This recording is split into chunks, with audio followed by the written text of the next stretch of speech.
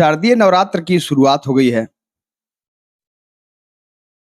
न तो संजोग है कि बागेश्वर धाम जाने का मौका मिला है और ना ही अब जब वहाँ मौका नहीं मिला है जाने का,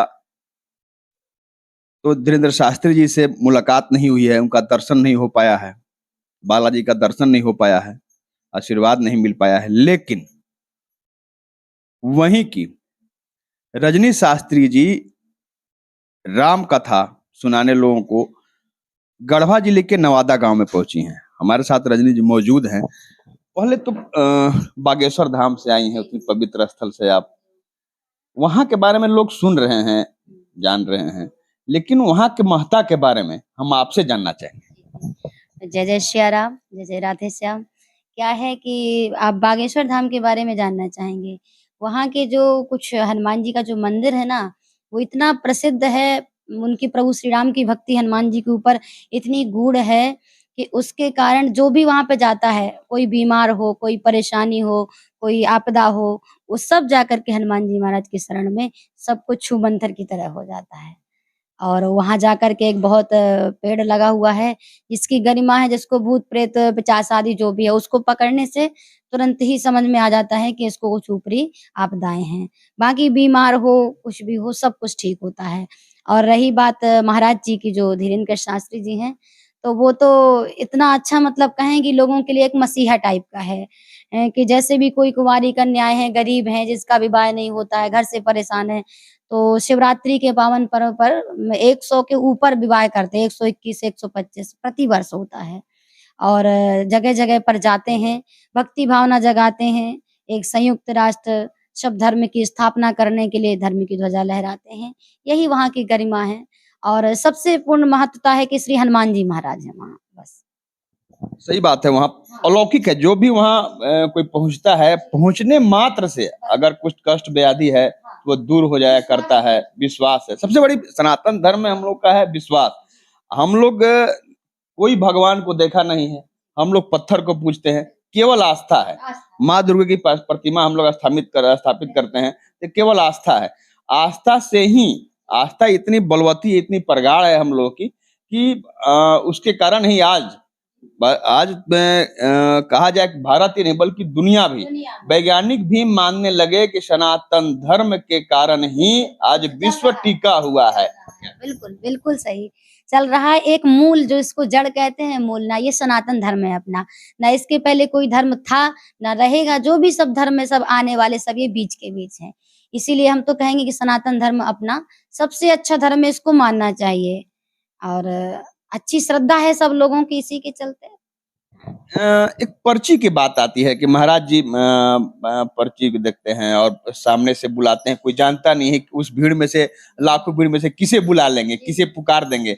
वह पहुंचता है और उसकी जो परेशानी है, उसके मन में जो है, जो पूछने गया है, जो जानने गया है, वह चीज खुद महाराज जी बता देते हैं। आखिरकार इसके बारे में अभी आप सोशल मीडिया पर भी आप जरूर निश्चित रूप से होंगी, तो आप देखती होंगी न्यूज चैनल में लगातार, हर न्यूज चैनल, जो भी नेशनल चैनल है, सभी के द्वारा परीक्षा लिया गया और सभी परीक्षा में पास खरे उतरे। सब कोई, सब लोग चले गए पीठ देकर। जैसे भी आए तो बहुत ताल ठोक करके, लेकिन सब अपना सर झुका करके चले गए।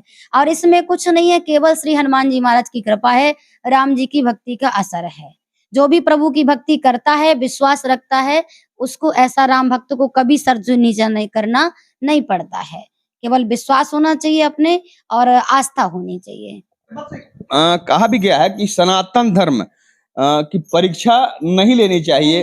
आप जरूर प्रवचन में अपनी बोलती होंगी, जब भी मंच पर आप रहती होंगी, कि पिता का, गुरु का कभी परीक्षा नहीं लेनी चाहिए।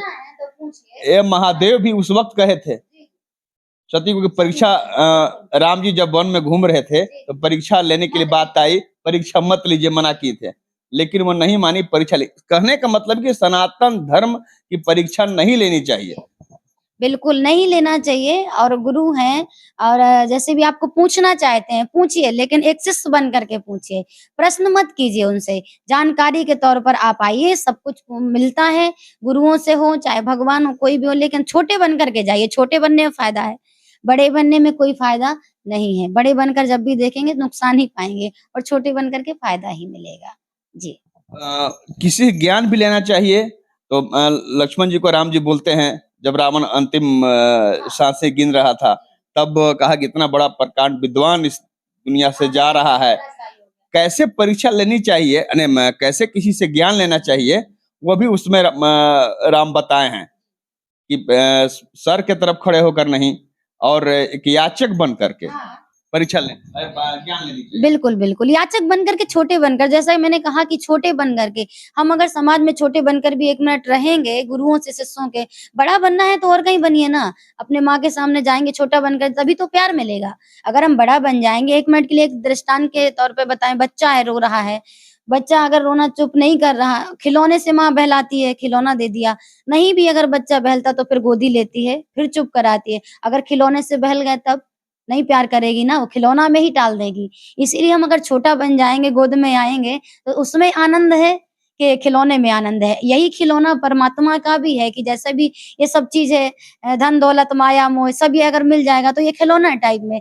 लेकिन अगर प्रभु की भक्ति पाना है, प्रभु की कृपा पाना है, तो हम डटे रहेंगे, तभी उनकी कृपा वाली गोद मिल पाएगी, तभी उनकी कृपा का अनुभव कर पाएँगे और तभी गुरुओं से और भगवान से कुछ हमें प्राप्त हो पाएगा, वरना बड़े बन कर के कोई फ़ायदा नहीं। कैसे शुरू आप तो इस बात पर आते हैं हम आपके कैसे शुरुआत हुई पढ़ाई कब पूरी हुई और का चाहते हैं लोग कि आज की पढ़ाई करके और हम किसी नौकरी में जाएं कोई अन्य काम करें लेकिन इस क्षेत्र में प्रवचन के क्षेत्र में कैसे है? ये तो कुछ नहीं, बस केवल परमात्मा की कृपा ही कहिए और गॉड गिफ्ट कहिए। जब मैं करीब वही 8 साल की 6 साल की उम्र होगी मेरी, 6 साल की उम्र से लगा हमारे घर के संस्कार हैं और ये कई बार मेरे पास पत्रकार आए, मीडिया वाले यही सवाल किया, अच्छा लगता है कि मेरे घर के ऐसे संस्कार थे, मेरी जो बुआ लोग थी, मेरे चाचा लोग थे, मेरे बड़े भाई, बड़े बहन, सभी लोग मेरे घर का नियम था कि सभी संध्या के टाइम रामायण पढ़ेंगे। मेरे घर का नियम था जो संध्या के टाइम रामायण नहीं पढ़ेगा उसको शाम का भोजन उसको यानी कि उसको पनिशमेंट कुछ ना कुछ मिलेगी। सुबह पूजा करो और भगवान की तरफ भी देखो, रुझान उन्हीं से हम जुड़े हैं। तो संध्या के टाइम मेरे यहाँ सुख सागर है, रामायण है, भागवत सब कुछ पढ़ा करते थे सभी लोग और अच्छा लगा सुनते-सुनते हमको भी वही पीढ़ी दर पीढ़ी चला आ रहा है। हम लोगों ने भी पढ़ी और अकस्मात कथाएँ भी सुनी, प्रवचन भी सुना। तो लेकिन बचपना था और बचपने में जानते हैं कि सबसे ज़्यादा मोह होता है पढ़ाई से, माँ-बाप से। तो जैसे मैंने सुना एक कथावाचिका को, मैंने पूछा अपने पिताजी से परम आदरणीय श्री रामावतार जी मानस भ्रमर, जो कि वो भी कथावाचक हैं। सुना मैंने पूछा कि ये बताइए पिताजी कथा करने का मेरा मन है, लेकिन अगर मैं कथा करूँ तो मेरी पढ़ाई छूट जाएगी, मेरे माता-पिता छूट जाएँगे क्योंकि यही सोचते थे कि सब लोग साधु संत बन जाते हैं, बचपन में यही होता है। बोले नहीं, नहीं बेटा ऐसी कोई बात नहीं, पढ़ाई भी कंटिन्यू जारी रहेगी, माँ-बाप भी रहेंगे और भगवान को पाने के लिए घर छोड़ना कोई ज़रूरी नहीं है। और ऐसा नहीं है कि सन्यासी बन जाओ तभी भगवान मिले, गृहस्थ जीवन में भी भगवान मिल सकते हैं। मैंने कहा ये तो बहुत अच्छी बात है, माता-पिता भी नहीं छूटेंगे, पढ़ाई भी नहीं, मुझको भी कथा सीखना है। तो पिताजी बोले अच्छी बात है। वैसे मेरे कोई गुरु नहीं है इस कथा जगत में मेरा गुरु जो जन्म देने वाले भी वही हैं और मुझे संस्कार देने वाले भी वही हैं।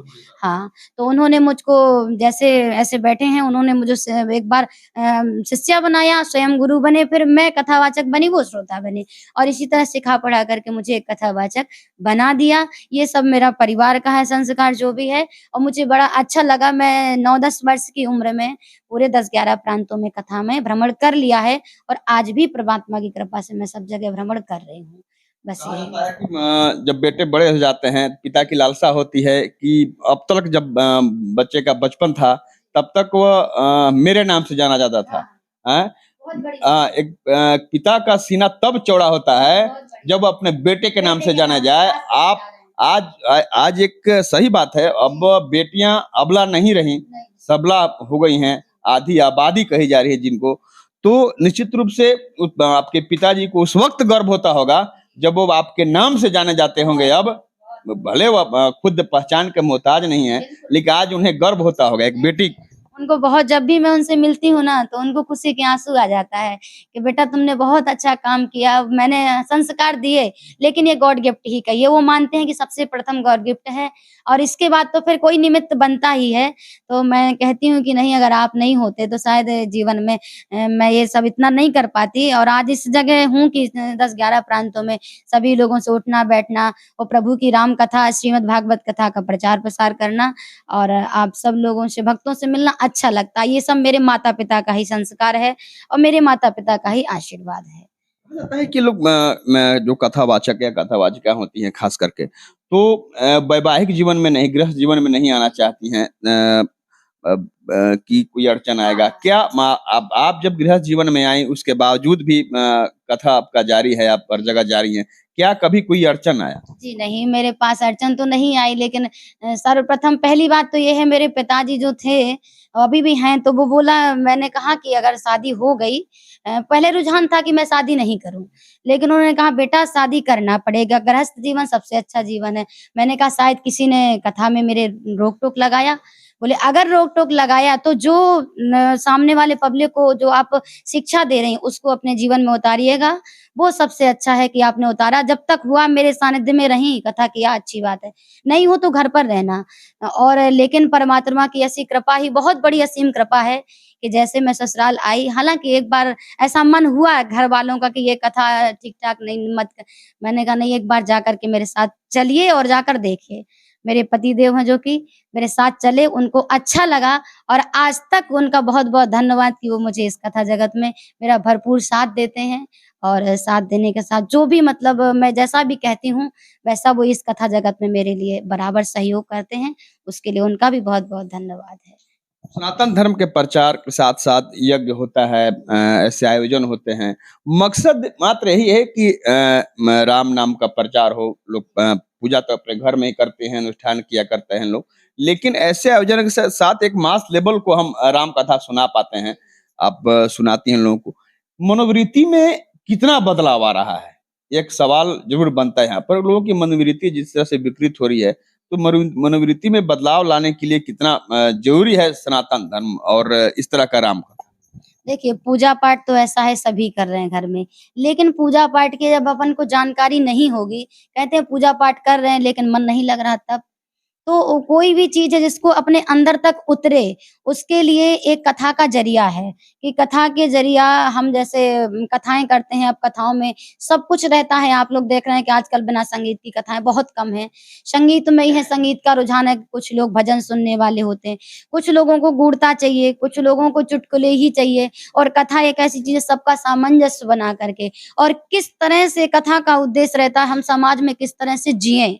राम जी आए, राम जी ने जो भी चरित्र किया और हम सब लोगों को एक संदेशा दिया कि जो अपना मानव जीवन है, किस तरह से माता-पिता से व्यवहार करना है, किस तरह से हमको अपने समाज में लोगों से, प्रजा से व्यवहार करना है, किस तरह से गुरु से व्यवहार करना है। सब लोगों का जो व्यवहार है, जो लाइफ ऑफ गाइडेंस जिसको कहा जाए, ये है हमारी रामचरितमानस और इसी के द्वारा यही को देखते हुए सब पूजा-पाठ में भी एक शिक्षाप्रद हो जाता है, मन लगता है हमारे राम हैं, हमारे कृष्ण हैं और इनको प्रेम से पाना है और प्रेम से अब जो भी चाहें तो प्रेम से कोई अपना भाई बना करके पूजा करता है, कोई अपना बेटा बना करके पूजा करता है, कोई उसमें अपने स्वामी देखता है, कोई अपना सब कुछ, कोई माता-पिता देखता है, कहते त्वमेव माता च पिता त्वमेव। तो इस तरह से भक्ति भावना रामचरितमानस के द्वारा जागती है और लोग जागृत भी होते हैं इसको लेकर के कि रामचरितमानस एक जीवन जीने का उद्देश्य है और होता रहा है, हमेशा होना चाहिए राम कथाएँ। इधर कभी आना हुआ था? जी, बहुत जी हाँ, बिल्कुल कई बार आए हैं। मैं लगभग वही यहाँ एक आपके बगल में गाँव है, हुरमध्य वहाँ भी आई, आपके बगल में गाँव है कुंडी वहाँ भी आई। इसी नवरात्रि पर्व पर आपके यहाँ वो क्या भंडरिया क्षेत्र है, उधर भी आए हैं। कई जगह इधर आना-जाना, रांची क्षेत्र में आना-जाना, कई जगह इधर आना-जाना होता रहता है।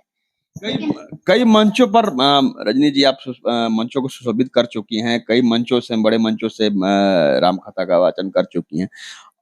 और अब कौन-सी ऐसी लालसा बची हुई है? इस कथा के माध्यम से ही कौन-से ऐसे मंच पर जहाँ पर बड़े लोग मौजूद हों, बड़े कथावाचक मौजूद हों, जहाँ हमारी बापू मौजूद हों, ऐसे मंच पर रहने के कि हम बोलें, अब बापू सामने बैठ के सुनें, ऐसी तो जरूर इच्छा रही। नहीं, बहुत अच्छा प्रश्न है आपका और ये ख्वाहिश भी मेरी परमात्मा ने पहले ही पूरी कर दी है। जी, ये 2019 की बात है और उनके हम पूज्य मुरारी बापू जी के यहाँ जो गुजरात महुआ में उनकी जन्म भूमि है, वहाँ कार्यक्रम होता है तुलसी जयंती पर। तो वो आमंत्रित किए हैं और मैं गई उस समय और 2019 में लेकर के और जैसे ही गए तो उनके सामने क्या रहता है वहाँ कार्यक्रम होता है, बापूजी ज़मीन में बैठ कर के एक श्रोता की जगह बैठ कर के, बहुत सरल स्वभाव के और वक्ताओं को अपना एक मंच देते हैं, उस पर बैठ कर के सबको देते हैं। हमको भी उस समय मिला, बापूजी श्रोता बने, हम वक्ता बने, हालाँकि वो बड़े विद्वान हैं, हम उनके सामने कुछ नहीं है, लेकिन फिर भी उनका एक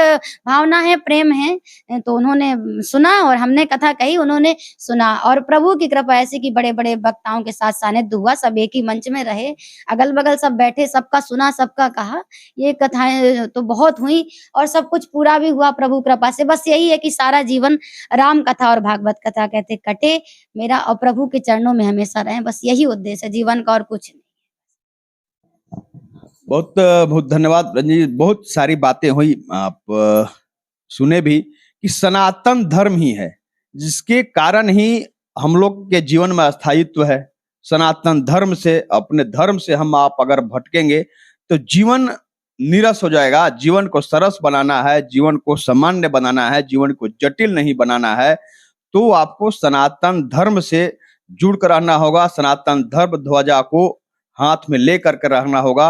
अब सबसे बड़ी बात एक बार फिर से हम दोहराएंगे, रजनी जी उस पावन भूमि से आई हैं, बागेश्वर धाम से, जहां जाने के वर्तमान गुजरते वक्त में हर किसी की लालसा है, हर कोई चाहता है एक बार हम बागेश्वर धाम पहुंचे, बालाजी का दर्शन करें, महाराज जी का दर्शन करें, आशीर्वाद हमको प्राप्त हो, ताकि अपने जीवन में जो कठिनाई है, जो परेशानी हो, दूर हो। अब रही बात, रजनी जी नवादा गांव में पहुंची हैं, गढ़वा जिला मुख्यालय के सटा हुआ गांव है। यहाँ पर आज शारदीय नवरात्र के प्रथम रोज से इनकी विराम कथा की शुरुआत होगी, तो आप यहाँ पर आवें और निश्चित रूप से इनके राम कथा को सुने और कैसे सनातन धर्म ध्वजा को हम स्थापित को रखने में सहायक सिद्ध हो सकते हैं, इसके लिए आप तत्पर कैसे रहें, यह जानकारी आप इनसे निश्चित रूप से हासिल करें। धन्यवाद।